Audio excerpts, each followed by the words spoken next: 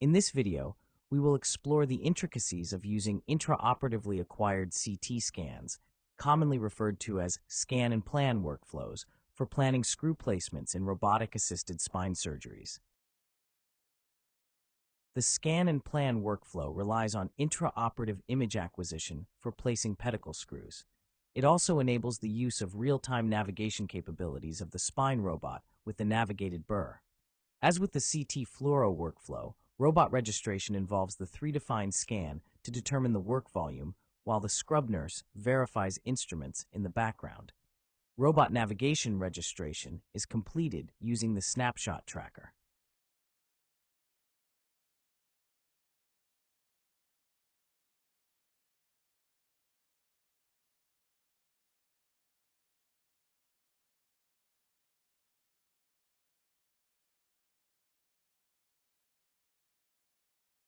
After marking the area of interest with the blunt passive planar probe, the robotic arm is positioned to the trajectory so that the star marker fiducial array is centered on the target vertebra.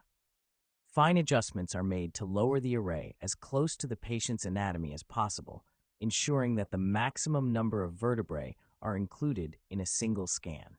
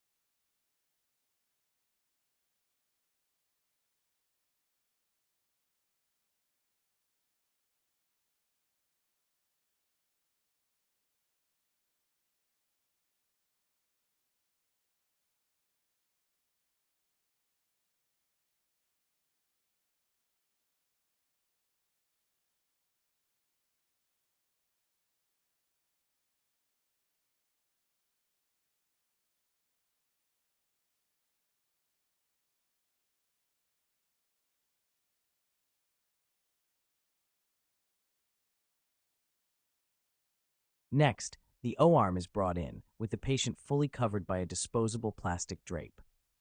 To prevent collisions between the robot and the O-arm, it is advisable to raise the table as high as possible, while two people on either side monitor clearance. All 4 beads of the star marker must be adequately visualized on the 2D scan. This can be ensured by taking orthogonal X-rays of the surgical area before performing the final spin. To increase the number of visualized segments, the star marker is lowered as close to the patient as possible without touching them, ensuring the elbow is positioned on the side opposite the pin. The O-arm scan takes approximately 26 seconds, and the images are transferred to the robot console via an Ethernet cable. If all 4 beads of the star marker are identified by the robot, we can proceed to the next phase of planning screws. If the fiducial array is not adequately visualized, rescanning becomes necessary. Attention must also be given to the O-arm settings, as overexposure of the beads can prevent the robot from identifying them. The first step is to outline the region of interest. The robot then automatically segments the vertebrae, and the appropriate segment is labeled using known anatomical landmarks, commonly referencing S1. The screw trajectories are planned next, ensuring intrapedicular placement of screws in all 3 sections.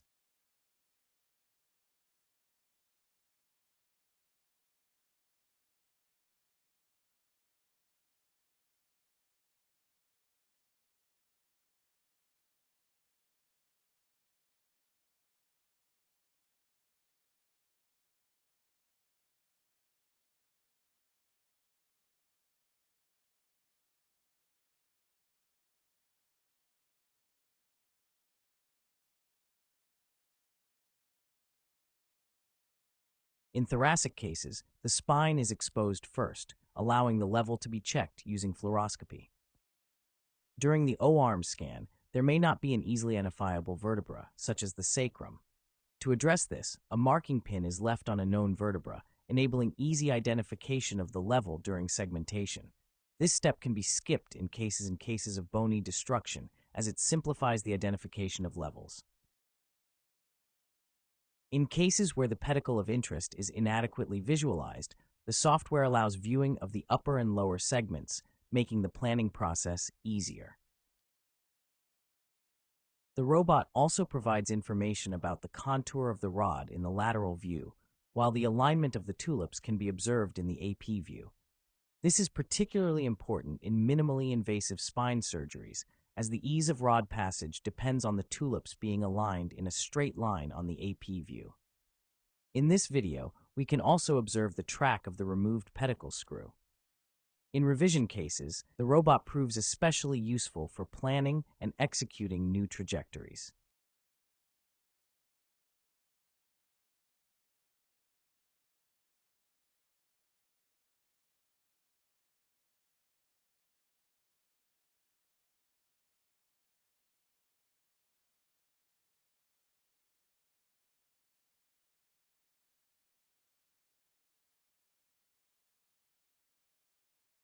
Due to lumbar lordosis, 3 to 4 screws can sometimes be placed through a single incision. The skin level tool helps determine which screws can fit through a single incision. In this case, the L3 vertebra required a separate incision, while the other screws were clustered together. In such situations, the middle screw is placed first, in this case L5, allowing the L4 and S1 screws to be positioned by stretching the skin cranially and caudally, respectively. In the lumbar spine, the screws are placed using percutaneous lateral incisions. A customized knife, guided by the robotic arm, is used to incise the skin and dorsolumbar fascia. The sleeve, along with a dilator, is inserted through the robotic arm until the sleeve contacts the facet joint. The dilator is then removed, and a high-speed 3x30mm drill is used to create the pilot hole for the pedicle screw.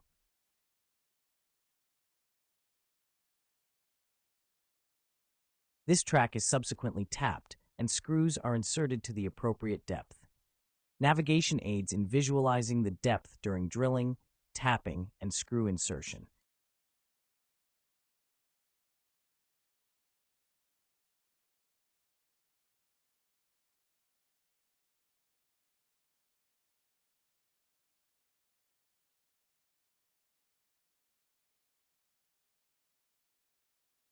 The thoracic spine is exposed before pedicle screw insertion. The transverse processes are flattened using a ronger to prevent skywing. Bone wax is applied to the raw bone to reduce blood loss. Next, we will see how screws are placed in the thoracic spine using a robot. All the steps are the same, except for a few differences in the sequence of execution with respect to levels. The sequence of screw placement is crucial in the thoracic spine. The central screws are placed first, as this area experiences the least amount of soft tissue pressure on the robotic arm. As we move away from the center, increased soft tissue pressure on the robotic arm can cause medial displacement of the drill and tap, increasing the risk of a medial breach. In such cases, transmuscular or transfascial preparation of the pedicle track is performed to reduce soft tissue pressure on the robotic arm. At the ends of the instrumentation levels, screws are placed percutaneously to minimize soft tissue pressure and medial skywing. This approach also reduces the risk of proximal junctional kyphosis. In the video, you can see how at the end of the constructs, we can successfully place screws percutaneously.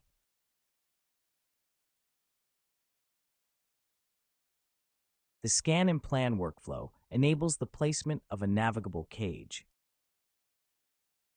The navigable burr is useful in PVCR and can only be used with the scan and plan workflow.